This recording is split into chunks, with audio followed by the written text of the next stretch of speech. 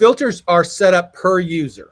So you can set up your own filters depending on how you want them as an individual user. He's a different user than you are.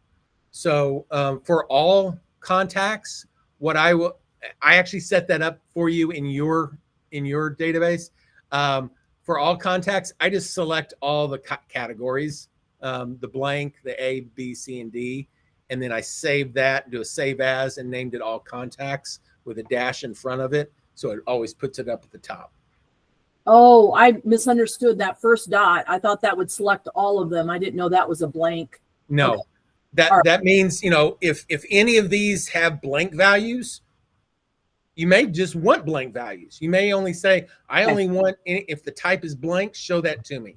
So you can leave it as blank on any of these. That filter system is really nice, by the way. Thank you. You're welcome.